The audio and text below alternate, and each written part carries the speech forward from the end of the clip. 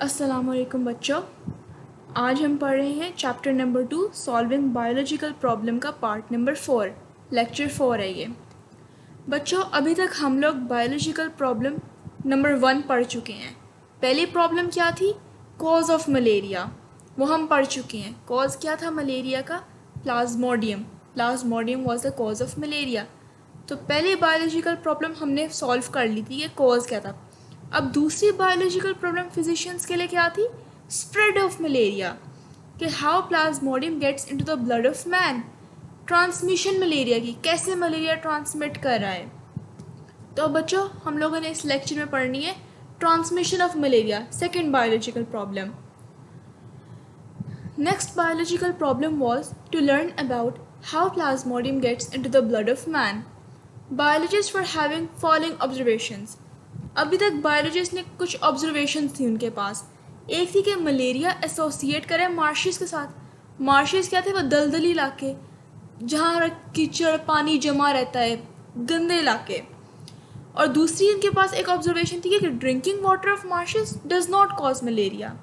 मतलब एक तरफ वो कह रहे हैं कि मलेरिया का कोई एसोसिएशन है उन गंदे इलाकों से, और दूसरी तरफ वो कह रहे हैं कि उस पानी को पीने से मलेरिया नहीं हो रहा।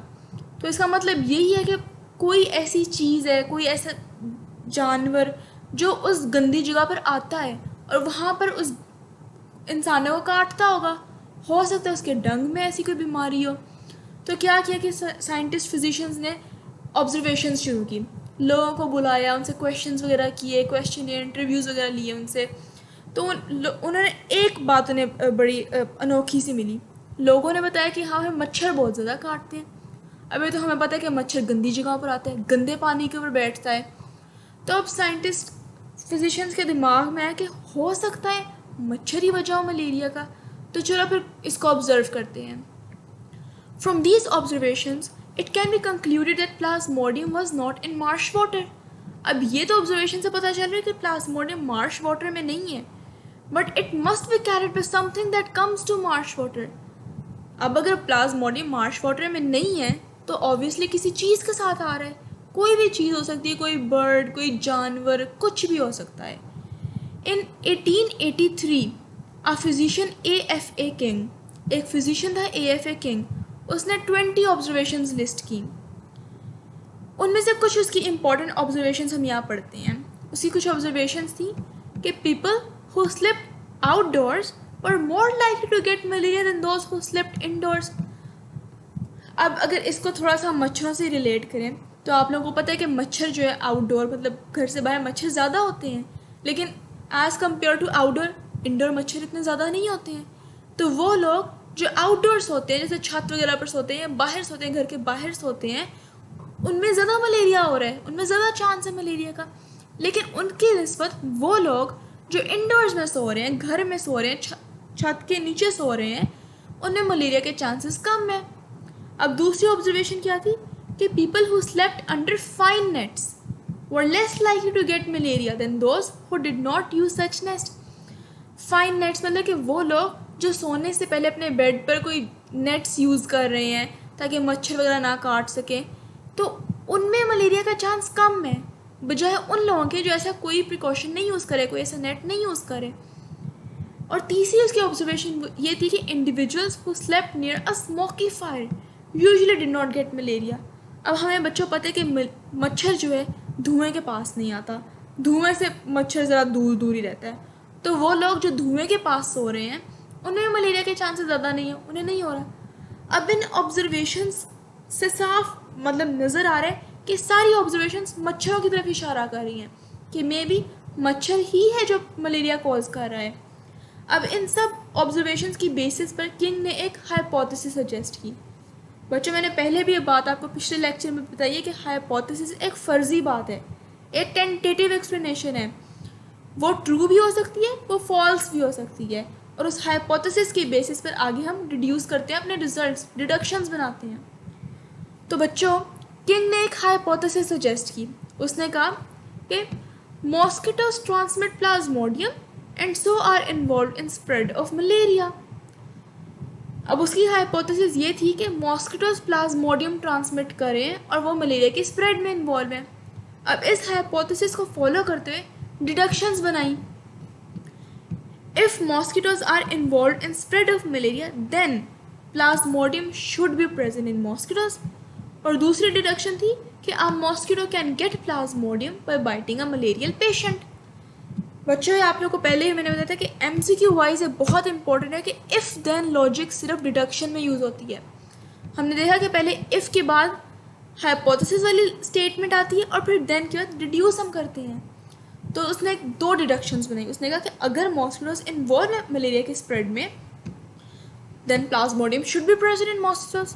या दूसरा ये हो सकता है कि प्लाज्मोडियम के अंदर मॉस्किटो के अंदर प्लाज्मोडियम तब आए जब वो किसी मलेरियल पेशेंट को बाइट करता हो। अब डिडक्शंस भी बन गई। अब बारी थी एक्सपेरिमेंटेशन की। हमने पढ़ा कि एक्सपेरिमेंटेशन मोस्ट बेसिक स्टेप है सॉल्विंग अ बायोलॉजिकल प्रॉब्लम का।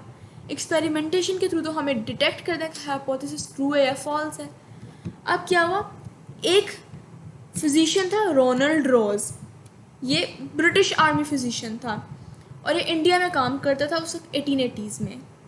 In order to test above deductions, Ronald Ross, a British army physician working in India in 1880s, performed important experiments. उसने जी दो एक्सपेरिमेंट्स, दो स्टेप्स में हम इसका एक्सपेरिमेंट पढ़ेंगे, ठीक है, ताकि आप लोगों के लिए ईजी हो जाए। उसने क्या किया, एक फीमेल एनोफिलिस मॉस्किटो है। पहले थोड़ा सा मैं आपको इस फीमेल मॉस्किटो का थोड़ा सा स्पेसिफिकेशन एक बता दूं कि फीमेल मॉस्किटो को ब्लड चाहिए होता है ताकि वो अपने एग्स को मैच्योर कर सके। और हमें तो ये बात पता है कि हमारी बॉडी से अगर कहीं से भी खून निकले थोड़ा सा भी तो फ़ौरन तक क्लोट बन जाते हैं।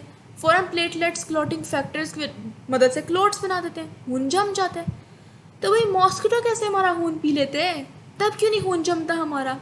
अब इसकी एक लॉजिक क्या है कि फीमेल मॉस्किटो क्या करती है कि जब वो अपना डंक बॉडी में मारती है, मतलब खून चूसने लगती है, तो वो सलाइवा जो होता है अपना वो हमारे उस वोंड के अंदर फेंक देती है।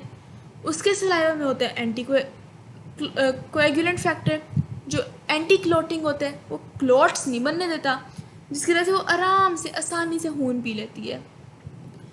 तो रोनाल्ड रोज ने क्या किया, उसने एक फीमेल एनोफिलिस मॉस्किटो को अलाउ किया कि वह एक मलेरियल पेशेंट को काटे। इस डायग्राम से ज़्यादा अच्छी समझ लगी कि एक मैन था जो इल था मलेरिया से, उसे मलेरिया था। रोनाल्ड रोज ने क्या किया कि उसने एक फीमेल एनोफिलिस मॉस्किटो को अलाउ किया कि वो उस इंसान को काटे। फिर उसने उस मॉस्किटो को कुछ दिन अपने पास रखा ऑब्जर्व करने के लिए कि अब क्या होता है। तो उसने क्या फाइंड किया, उस मॉस्किटो के स्टमक के अंदर प्लाज्मोडियम मल्टीप्लाई हो गया था। प्लाज्मोडियम मल्टीप्लाई हो गया उस मॉस्किटो के स्टमक में। फिर उसने he killed the mosquito some days later and found plasmodium multiplying in mosquito stomach. अब दूसरा पार्ट था इस एक्सपेरिमेंट का। पहले में तो उसने एक फीमेल मॉस्किटो को अलाउ किया कि मलेरियल पेशेंट को काटे। अब दूसरा लॉजिकल एक्सपेरिमेंट क्या था कि वो अलाउ करता उस इन्फेक्टेड मॉस्किटो कि वो अब हेल्दी पर्सन को काटे। अगर तो हाइपोथेसिस ट्रू होगी तो हेल्दी पर्सन को मलेरिया हो जाएगा। जैसे कि पहले उसने एक मैन था जिसे मलेरिया था, उसने मॉस्किटो को अलाउ किया कि वो मैन को काटे। अब इस मॉस्किटो के स्टमक में उसने देखा कि प्लाज्मोडियम मल्टीप्लाई हो गया। तो उसका दूसरा एक्सपेरिमेंट क्या बनता था कि वो दूसरा स्टेप ये था कि इस मॉस्किटो को अलाउ करे कि इस हेल्दी मैन को काटे, और अगर तो इसमें मलेरिया हो गया तो मतलब हाइपोथेसिस ट्रू है। लेकिन जब साइंटिस्ट को पता हो कि रिजल्ट्स इतने ड्रास्टिक, इतने सीरियस हो सकते हैं, लाइफ थ्रेटनिंग हो सकते हैं, तो वो ह्यूमन बींग्स को अवॉइड करते हैं एक्सपेरिमेंटेशन के लिए। और वैसे भी कुछ एथिकल इश्यूज़ में, कहीं एथिकल इश्यूज़ में आता है कि ह्यूमन बींग्स को अवॉइड किया जाए एक्सपेरिमेंटेशन के लिए जब आपको पता है कि रिजल्ट इतना ड्रास्टिक हो सकता है। रोज़ ने क्या किया, अपनी थोड़ी सी चेंज की अपनी एक्सपेरिमेंटेशन। उसने स्टेप में क्या किया, उसने स्पैरोज यूज़ की। उसने अपना रीडिज़ाइन किया एक्सपेरिमेंट, उसने स्पैरोज यूज़ की और उसने एक फीमेल क्यूलेक्स मॉस्किटो को अलाउ किया कि वो स्पैरो जिसमें मलेरिया है उसे काटे। फिर उसके बाद उसने क्या किया कि उस मॉस्किटो को ऑब्जर्व किया।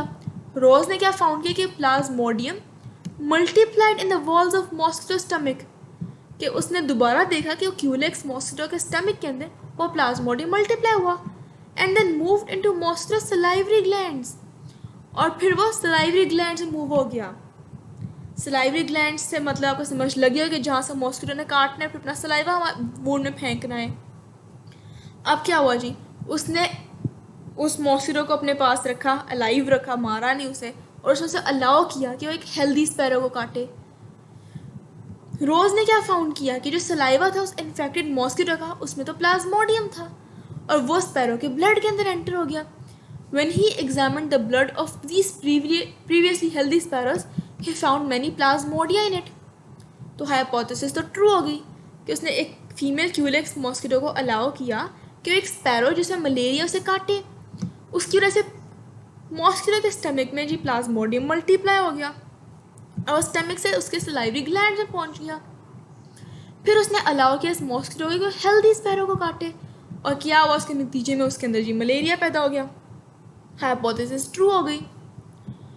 In the end, the hypothesis was tested by direct experimentation on human beings. अब भाई बात है 1898 की। एक इटालियन बायोलॉजिस्ट था, उसने क्या किया, उसने कहा कि डायरेक्ट ह्यूमंस पर एक्सपेरिमेंट करते हैं, एक बार डायरेक्ट हाइपोथेसिस को ह्यूमन बींग्स पर टेस्ट करते हैं। उसने एक एनाफिलिस मॉस्किटो को अलाउ किया कि एक मलेरियल पेशेंट को काटे। फिर उस मॉस्किटो को उसने अपने पास जिंदा रखा और उसने उसे अलाउ किया एक हेल्दी मैन को काटे। पर्सन को तो मलेरिया हो गया। अब इस तरह से कंफर्म हो गया कि mosquitoes transmit plasmodium and spread malaria. अब दूसरी बायोलॉजिकल प्रॉब्लम हमारे पास क्या थी कि मॉस्किटोज कैसे ट्रांसमिट करें प्लाज्मोडियम, मॉस्किटोज कैसे प्लाज्मोडियम कैसे स्प्रेड हो रहे हैं पेशेंट्स के अंदर। तो उसका हमारे पास रीज़न आ गया मॉस्किटोज, भाई मॉस्किटोज इन्वॉल्व है स्प्रेडिंग में।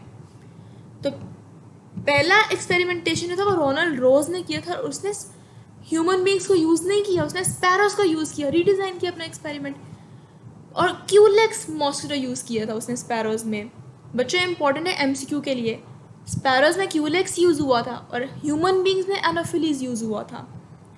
अब इस तरह से हमारी दूसरी बायोलॉजिकल प्रॉब्लम भी सॉल्व हो गई। पहली थी कॉज था प्लाज्मोडियम, दूसरी थी स्प्रेड, वो था मॉस्किटोज। बच्चों ये देखें, ये है एक मॉस्किटो जो डेंगू कॉज करे, एडिस इजिप्टी। ये मॉस्किटो डेंगू फीवर कॉज करता है और देखें काफ़ी डिफरेंट है एनाफिलिस से। अच्छा क्वेश्चन है नीचे, while testing the hypothesis that Plasmodium is cause of malaria, what would be the control group of experiment. अब जब हमें टेस्ट कर रहे थे कि हाइपोथेसिस के प्लाज्मोडियम कॉज है मलेरिया का, तो एक कंट्रोल ग्रुप क्या होगा। बच्चों मैंने पहले बताया कंट्रोल ग्रुप वो होता है जो स्टैंडर्ड ग्रुप, जो नॉर्मल ग्रुप, जिसमें हम कोई एक्सपेरिमेंटेशन नहीं करते। तो obviously blood of healthy persons control group होगा।